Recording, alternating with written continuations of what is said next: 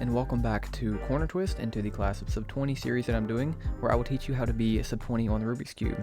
If you are new here and you do not know how to solve the Rubik's Cube in under 20 seconds, and that is something that you would be interested in doing, I'm confident that my series here will help you to do just that. So if you feel compelled to do so, go ahead and subscribe to the channel. If you are not new here, but you have still not subscribed, then subscribe.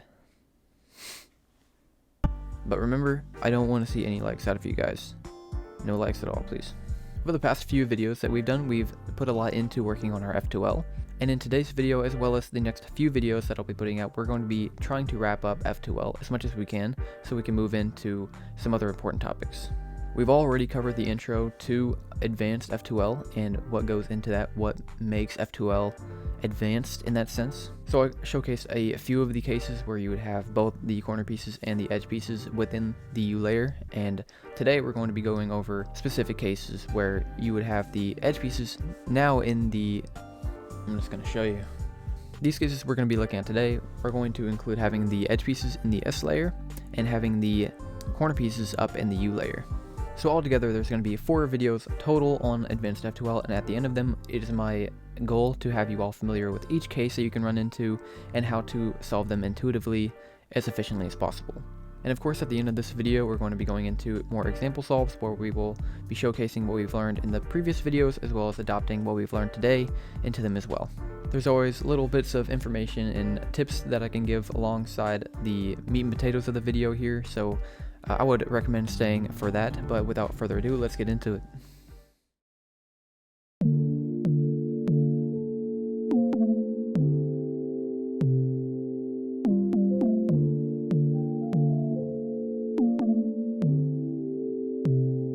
So in the first advanced F2L video that I put out, I went through each of the cases that you can get with the, again, corner pieces and edge pieces both in the top layer. The reason I went so in depth in that video is because today, we're going to be looking at things more intuitively, and part of that is recognizing that we can take certain cases and turn them into cases that we've already seen in that previous video.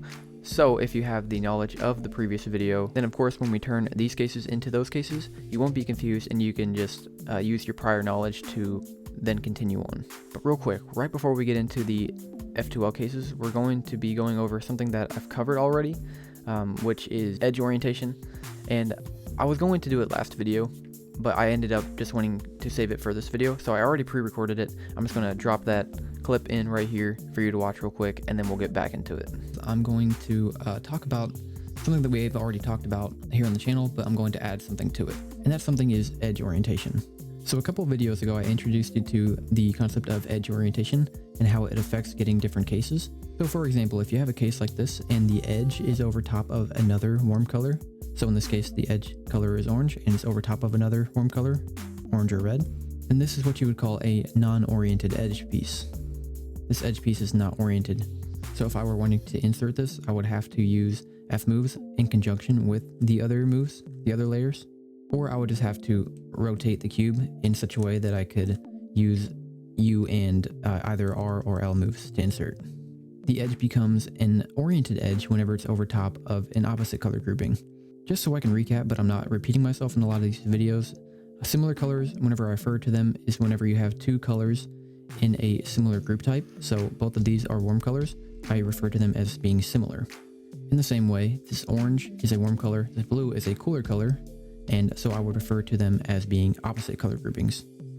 And then of course, if the colors match like this, then they're still within the similar color grouping section, but I would just refer to them as matching colors.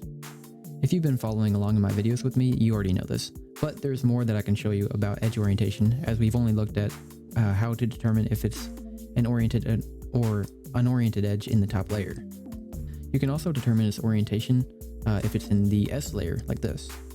So I talked about this in that first video, where if you have an oriented edge like this, the same is true if it's on the other side of the cube, like this. This is still oriented, technically, because if you wanted to solve it, all you would need are L, R, and either D or U moves, depending on if you're working with the cross or not. So if both of those are oriented, it changes immediately when you move the F layer one time, one way or the other. So right here, this edge is actually unoriented. So okay, let's look at this edge piece right here. If you're trying to determine the orientation of this edge piece, then it's important to know the color groupings that we just talked about. So if you're looking at a side of the cube, so you're holding this side directly at you, so this orange right here, how we determine if the edge is oriented depends on which color is facing that same side. So if the similar color side of the edge piece is facing the same direction as the centerpiece color, in this case it is, because orange is in the warm grouping, it's similar color, then it is oriented, because then you can use U and a combination of R or L moves to insert this piece correctly where it needs to go. For example, if I wanted to pair these up, so I had this corner piece, I would need to bring it up like that, pair them together, and then now I was only using R, U, and L moves. No F moves were needed, and now I can just insert without any more rotations or F moves. And we knew that we could do that because from right here, we can tell that this is oriented. Now it's a little bit different than whenever they're in the top layer, because if you remember doing the orientation on the top layer, it could change in an instant. Take this one for instance, this could be an oriented edge, but that can change immediately if we turned it this way. Now it's not an oriented edge, because if you moved it here, then it's over top of its opposite color grouping. Similar, I mean.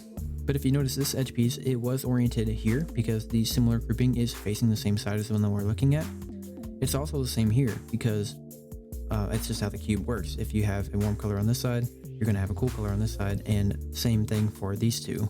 You're never going to have a warm centerpiece right next to another warm centerpiece. This piece is still oriented, and I can prove it to you by pairing it up with this guy. So I'll bring it out, pair them together, and so far I've only used U and L moves, and I'm going to insert it with the same way. So I'm just going to put it back here and insert with back slot. And I did all that without using F moves or rotations.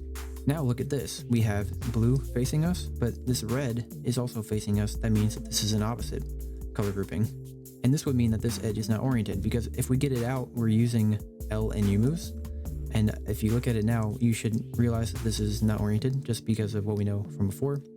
So yeah, rotating does not solve the problem like it does whenever you have the edge piece in the U layer. If it's in the S layer, it remains oriented or unoriented depending on where it is.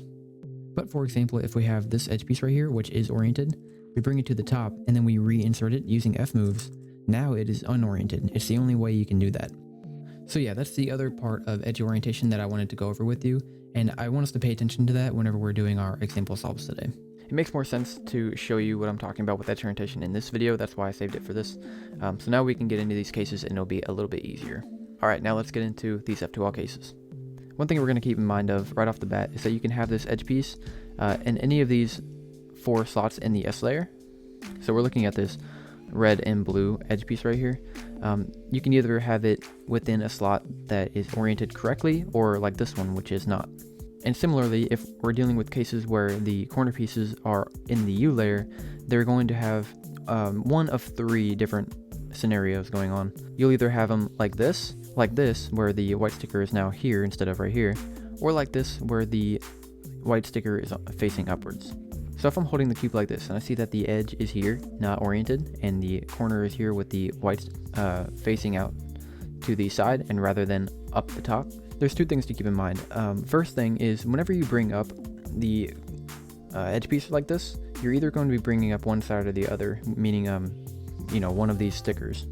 So if you're holding it like this and you bring this up using an R move and then moving it out of the way using a U move, you notice that the red comes up. Let's look at it like I was holding it from this angle, where now the edge is still unoriented, but if I bring up this edge piece using L and U moves, then you may notice that the blue comes up now, like that. So in a practical situation where you're using the deduction skills that I've taught in previous videos, if you're holding it like this and you can see both of the sides, but you're still holding it like the red is facing you, the side that is facing you is going to be the one going up to the top. So similarly like before, this red is still going up to the top. You may notice that if you're holding it like this now, both of these stickers are still visible to you. Blue is now the one looking at you and not red. So if you were to bring this up to the top, blue is the one going up. So yeah, keeping that in mind, we're going to look at it like this from this angle, and then we'll go to the other one in just a moment. All right, so looking at this edge piece right here, we know that it's unoriented, so we're going to have to do some kind of rotation if we want to insert it. The other thing to keep in mind is that the red will be the one coming up to the top here. So if we're going to go ahead and do that, we bring it up like this, And normally we want to have this red be here and this blue right here to make a good pairing happen here. We can't really do that right away, so we have to bring this up first like that, and then hide this corner piece and then move it back there like that. So that is the most optimal way to pair them together from that situation. And then from here we're going to have to rotate to then insert without F moves or some kind of F2L trick. Like I said, we're not going to be going through every single situation, but imagine this piece wasn't here and it was here. Well, the same rules apply. So just like before, you could have this corner piece like this where you turn it into this case and then move this back here. Or if you start out with this corner piece back here like this, you could leave it there and bring up this piece where you would still have to make this a pairing. So instead of doing what we did last time, we'd move this here, hide this corner piece with this bad column, and then match them together like that, and then rotate and do the same thing. And then of course, if this is here, then you can just simply put it in one of the other two positions and then get it out just the same. But there are some situations where you can do something different. So you could also move this right here, bring this edge up to the top and make this happen. All right, now that you know what to do with that, imagine we were holding it from this angle instead, where maybe the corner piece was right here and the edge piece is still here. So again, right away, we're making sure that we know what kind of orientation we have here, if it's oriented or unoriented. It's still unoriented. That's one piece of information known. And the other question is which one of these colors is coming up to the top? Well, the color facing us is going to be the one coming up to the top. So if we brought it up there right now and moved it out of the way, we would come up with this. And we know from past experiences that if we want this to be a opposite pairing, we would need this edge piece to be here. So let's look at this again. If we have this set up right now, and we know that we bring this up and it's going to be blue here, we want this corner piece to be in a position where we can make a pairing happen instantly and not have to do extra work to put the pieces in the right places. So the only way that we can accomplish that is if we put this corner piece here and then bring up this edge piece. So if we bring it up now, the corner piece is here, we can just slide this up where it will always go, move this out of the way, and then now we have this opposite pairing going on.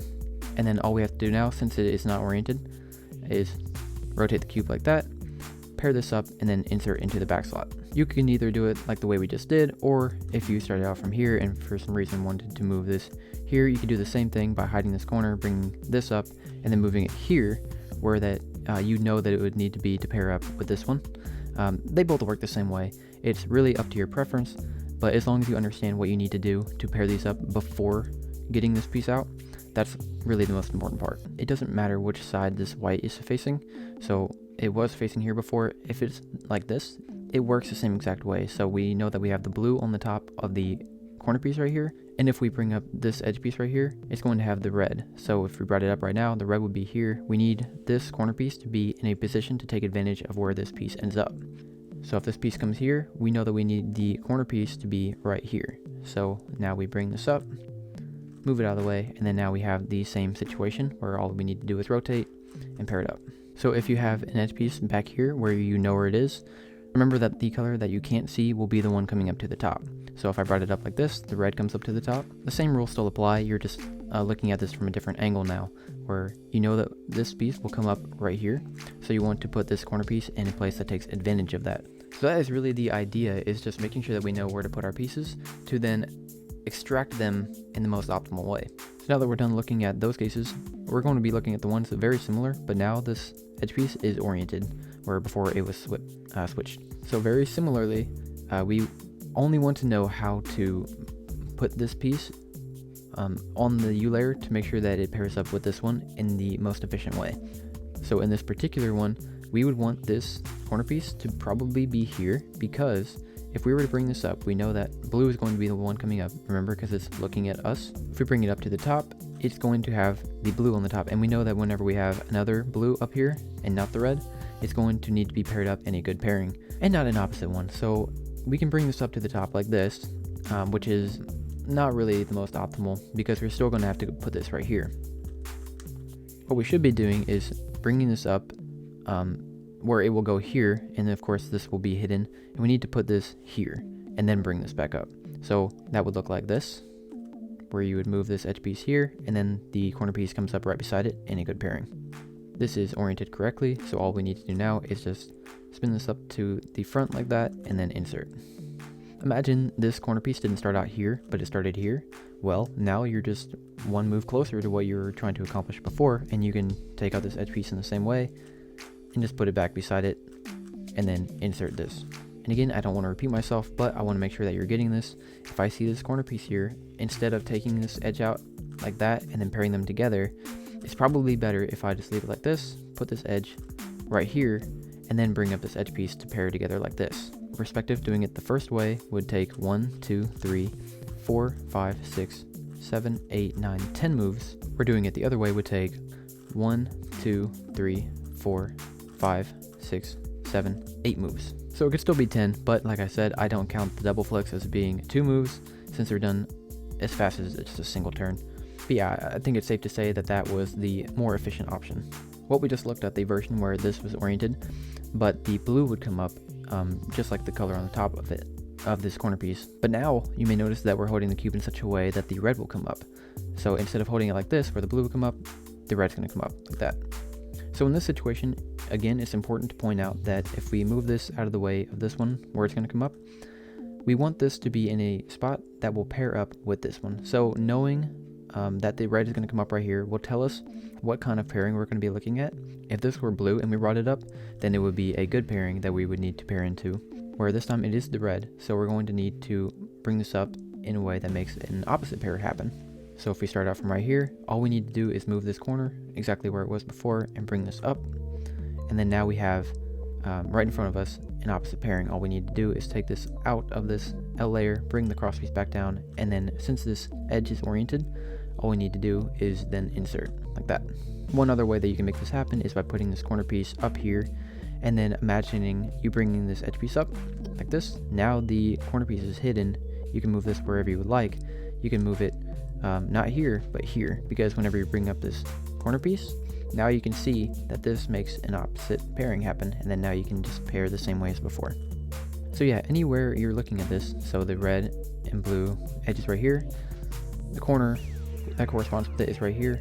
You can imagine putting this where it needs to go and then bringing up this piece. So if I put this here, then I know that I can bring this up, and since it is the color that I cannot see on the other side, I know that that is going to be the one coming up. So red goes here, slide out of the way, and now I have a opposite pairing that I can then insert into the back. Now we are here where the white corner sticker is facing up. So if you're looking at the cube like this, and it is exactly where it is right now, it's over top of its edge piece, and all the colors are touching one another, you might just be able to visually understand that this is a good pairing. We just need to take it out in a way that preserves this. And there's two ways of doing that. You can either take it out with F moves like this, but you know that if you take things out with F moves, it's a little bit more work than taking it out with just R or L moves. So we're going to try to take it out in an easier way. So when we can, we're going to do that. So here we can take out this pair just by using an R move like this, using a U prime to then move it out of the way and then bring the cross piece back down. And if you look, that preserved the pair that you can now insert either with a sledgehammer, or you can just go ahead and rotate like this. And of course, if you're facing any other side of the cube, if you know that you have this as a pair, you can take it out like this. Or if you're facing this side and you see it here, you can take it out like this. Just any way you can take it out that doesn't involve F moves. The only time I would encourage you to use F moves on something like this is if it were in this exact situation where you're on the other side of the cube from where these two need to go. So red and blue are right here, and you just slide in between right here. Say you were facing the cube like this, where now you have the option of just taking this out and then inserting with the sledgehammer. But let's imagine that we don't do that for a second. There's actually a cooler way where you can use an F move to then bring this up like this. Use an L move like that, and then now you can see you have two cross pieces kind of messed with right now, and usually I'd be kind of scared of this, but if you know what you're doing, you can then take this column right here and pair it up with this cross piece, and you can put this one back and this one back without them messing with each other. Alright, so as we do every time, we look at this edge piece to make sure that we know what kind of orientation it is. So this time it is oriented, and right here, in my experience, it is best to turn this into a different case, but it is a case that we have not gone over yet. That's okay, I'm going to show it to you real quick, and then whenever you watch the video that contains the content of this particular case that we're going to be turning this into, you'll recognize it, and then you can refer back to this, and it'll make sense. So the case that we're going to be turning this into looks like this. where the corner piece is down here and now this edge piece is right here, and normally the case looks like this. But anyway, if you want to think about it intuitively, you would take this corner piece over here, bring this edge piece up like that, where it'll then move back here, bringing this corner piece into the layer with the cross piece that needs to go back down, so the R layer, and then bring that cross piece back down, which will then bring this back down with it. And now you're set up in that case. And then from here, all you need to do is pair them up like this, and then insert. And I went ahead and put the algorithm up on the screen for you just because we haven't gone over it yet, and it helps to have the alg to kind of see what the pieces are doing. But remember, if you understand intuitively what's going on, try not to refer to algorithm. So yeah, whether or not this is oriented, it doesn't really matter for this case. We're still going to do the exact same thing, paired up into this case, like this, pair together, and then whether or not it's oriented will tell you how you need to rotate or not rotate. So if it's not oriented, like this one, then you would just need to rotate and then insert. You might be wondering if you can take this out like this and then fix it. And both of those options are equally good in my opinion. It just depends on which one you can pull off better. That last one had fewer moves in it, but the first one is easier to pull off in my opinion, and sometimes that's the deciding factor. I personally like to do the second option I showed whenever I have an oriented edge like this. So from here I can just do that and then bring this back up like this to then insert here. And if I had a slot filled like this, then you can put it back. That might look familiar because I covered something like that in the first advanced F2L video. And then again, just to show you, you don't need to have this up in the front. You can have it in a back slot like this. As long as you know what you have, you can then do one of the two options as before. You can either learn the algorithm that we just learned but do it from the back facing position, or you can just bring it out simply like this and then turn it into this opposite pairing case. Yeah guys, that's pretty much it for the main content of this video. That's of course there are more F2L tips out there that you can find, but I'm not going to put them in this video. I may do something like that in future videos, but the information is out there and I don't feel the need to show it to you. They can be important, but they're not so important that you need to learn them to become sub 20, as advanced F2L is, just the concept alone. So that's why I'm showcasing it to you in this series. This is not class of sub 10, it is class of sub 20. Yeah, who knows, maybe I'll make a video on it later on if you guys want it, but for now we're just going to stick with this. So we've reached the point in the video where we're going to be transitioning over to example solves. So from here, make sure that you're holding the white side of the cube up to the top and your green is facing towards us. Alright, your cube should look exactly like mine.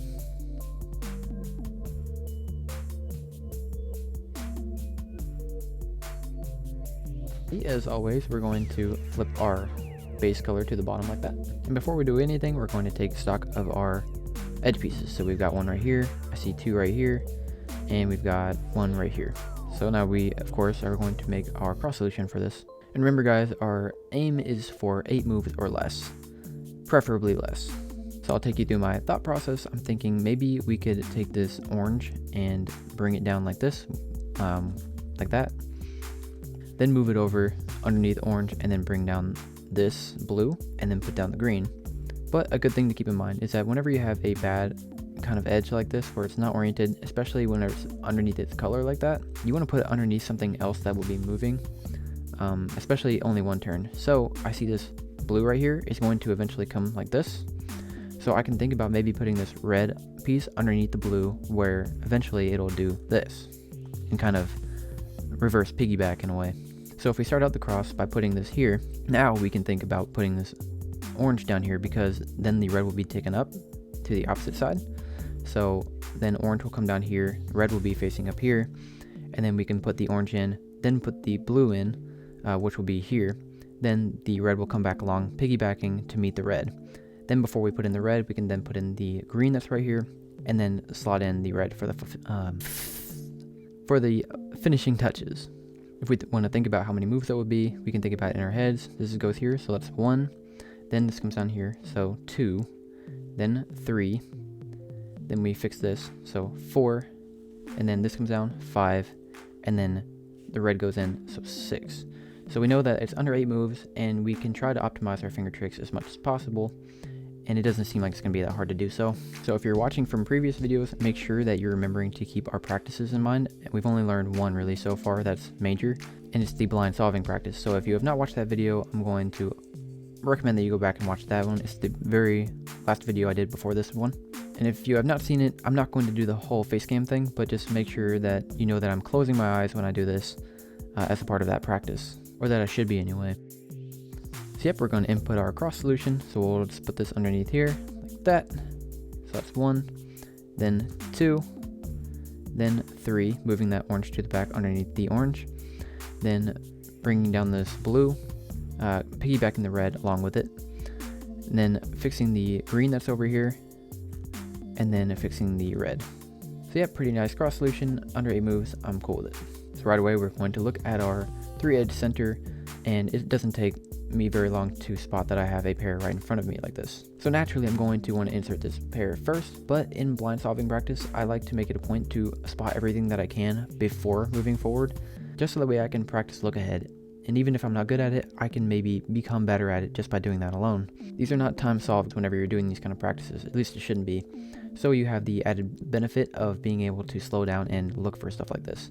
If you're remembering back to the F2L deductions video we did, you would be able to spot that this corner piece is indeed the corner piece that goes with this edge piece. So with this knowledge in mind, I can either choose to do this right after this pair, or I can keep it here and remember it for later.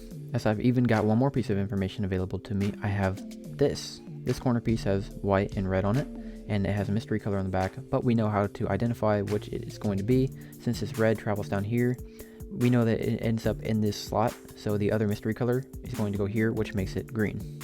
So even though we don't see the green edge piece right now, we can go ahead and remember that we have this. It's not going to be as hard as you think to track all of this information, because we know that we can insert this pair without this one being touched at all. So all we need to think about really is where this one's going to end up.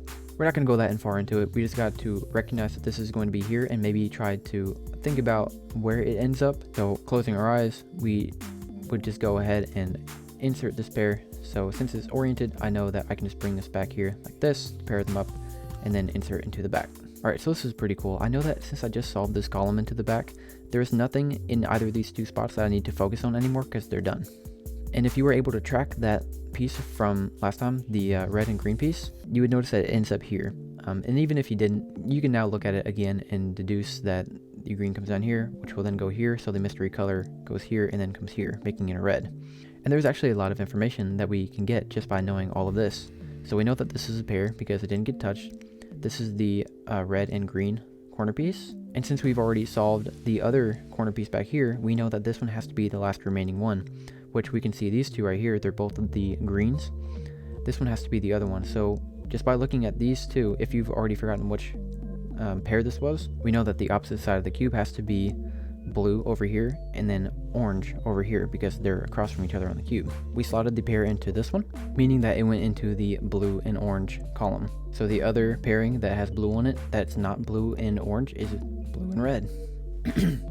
So now we have a blue and red corner piece here, we have the red and green corner piece here, and then we have this pairing that we can insert at any time.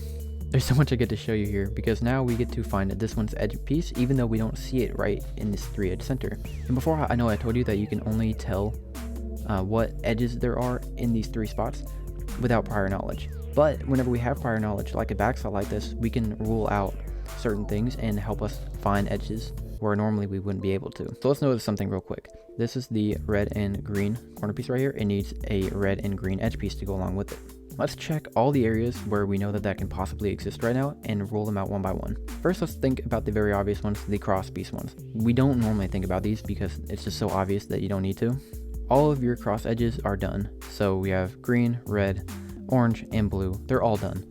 So no deductions needed on those. Now we can think about these 4 on top, where to be able to find the edge piece that goes with this one, it needs to have at least one of the colors on it to even be considered. So since we're looking at red and green, we know that we need either a red or green sticker to be seen. Neither red or green, neither red or green. This has yellow on it anyway, and so does this one, so automatically I'm excluding them from even being existent on my radar. So all 4 of these are automatically out of the question to pair up with this corner piece. Now let's think about the other options we have. Well, this one has yellow on it, so excluded. This one we can visibly see it has the orange and green, and we know it pairs up with this guy. And then lastly, we wouldn't know normally if this was green on the other side of this one if we hadn't already solved this pair back here. But since we've solved this pair right here, we know that this one's edge piece can't possibly be here because we've already solved it. So since we've deduced every other option, this has to be the one that goes with this one. That is the kind of magical deduction as you can get with doing this practice, guys.